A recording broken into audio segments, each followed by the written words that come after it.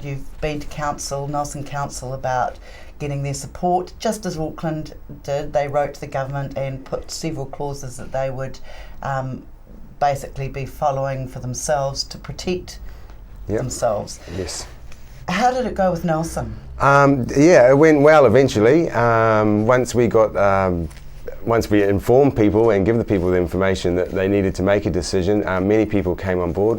At first we had the 300 people protest in town, then we had 150 people put in submissions to council and turn up to council meeting that we got at a 7 o'clock at night meeting. So just shows you, if you make meetings at a time that people can come, people will come if they support an idea. So yes, Nelson Council agreed with the people's submission that we are in favour of the TPPA and free trade agreements if the 12 amendments are met, which are basically what we have now. Farm Act, the IP chapters, everything else. If we keep what we have now, sure, everything else is fantastic. It can only be good for New Zealand. But if we're going to give away maybe the sovereignty of our country, our Farm Act, departments and the savings at those costs, well then maybe we have to look very, very closely at it, which we can't, because basically it'll go through, everything will be signed before we are allowed to have a look at it. Of course, this whole Trans-Pacific Partnership Agreement is being negotiated in secret. Sure is. Whenever we send anything to government or make any requests, we just get the PR spin back that the government will negotiate it in the best interest of New Zealand and basically just trust us. So we don't really, as people, we don't really see that as a democratic process. We think even though they are voted in and they are our government, still something as so big and so binding that we have never signed any agreement like this before. We really need to know the nitty-gritty details, and maybe the people don't need to know, but at least our academics and the opposition parties need to be able to read it, understand it, so that make it understandable for the people, so that we can decide, yeah, that's great or not. So, we just want to have a bit more openness and to tell us what's going on. I mean, this is something that will change New Zealand as we know it, basically, from what we know at the moment. So, and if it's so great, why aren't they shouting it from the rooftops? That's what I always say. Yeah. Now, you've negotiated with Nelson. They've come to the party to a certain extent in supporting those principles. What about the TDC? Yeah, so now we're having action to the TDC. It is mainly being pushed by groups in Motueka and Golden Bay. They've got a petition out there now that they're getting signatures on.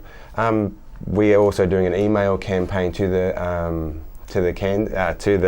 councillors, so that they understand how many people actually support this. It's very hard in this day and age to get people's signatures. Everyone's very busy, but email campaigns work quite well and are direct to the councillors.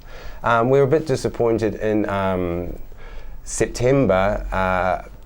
It was submitted to council that we wanted to do this, that it be debated and that the resolution be accepted.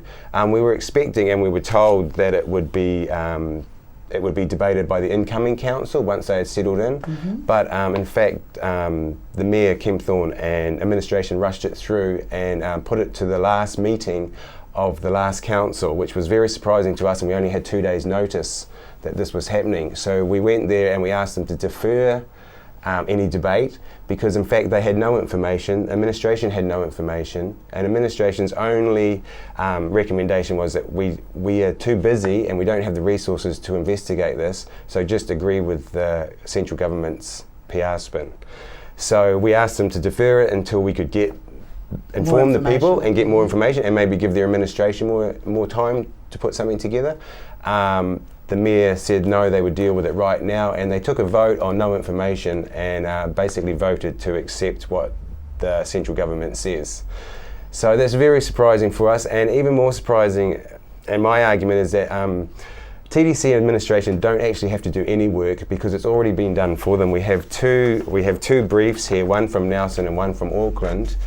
Basically, Nelson just took Auckland's one and gave it to the councillors and put a 2-page added addition to it, and that's all they have to do. So the argument that they have to do a lot of work and don't have the resources is a little bit null and void, because it's been done. It's been done, and unless they're going to go and find out about the Trans-Pacific Partnership Agreement, which hasn't even been shown to our MPs or Congress in America, they're not going to get any more information. So we have to go with what we've got.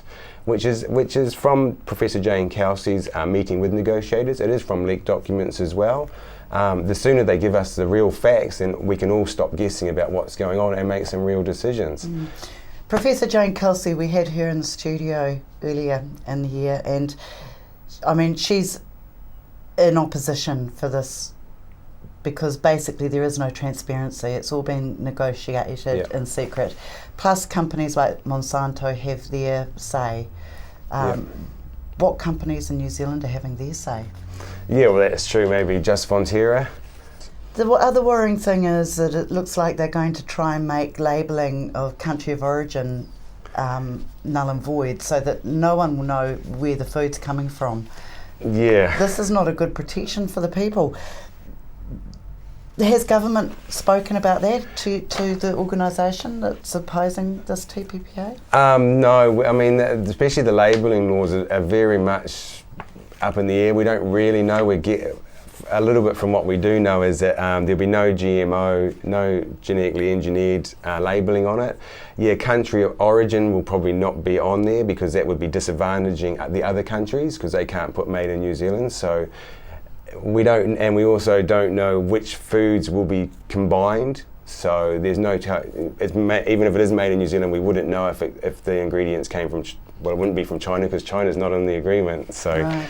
I mean, that's another big thing. Everywhere we go, we're told how much, how good China is for us, how much we're trading with China and the expected income from China. But in fact, if we sign an agreement like this, I mean, it is completely anti-China, and the rhetoric coming out of Congress is exactly that. It's America's push to keep China out of the South Pacific. So how will that go with our export and our tourism when we sign up to something like that? And I mean, the biggest one for me is the investor states dispute settlement, which will put a court higher than our high court. So for me, that is basically the thing that we have to fight against. That's the sovereignty of our country. That's what our grandfathers fought for, to give us that sovereignty, to give other countries their own sovereignty, and we are going to give it away or sell it for what? So until they answer those questions, we have to just keep pushing against it and get as many people informed as possible. So we'd really like to see TDC come to the party as well. Their administration released the briefs because they haven't released them to the councillors yet. The councillors haven't seen them. And give everyone as much information as we can and let us have a debate and a vote. And on the 5th of December at 9 o'clock in the morning, if we can have as many people at TDC as we can, it would be great to have some support there as well. So, okay, excellent. That's great. We'll try and be there with our camera. Yeah, please do. No, it'll be interesting. It'll be interesting how it goes because we want a debate and they're saying you're not going to get a debate. Mayor Kempthorne says he's happy to send a letter from the Mayor, from himself, to government.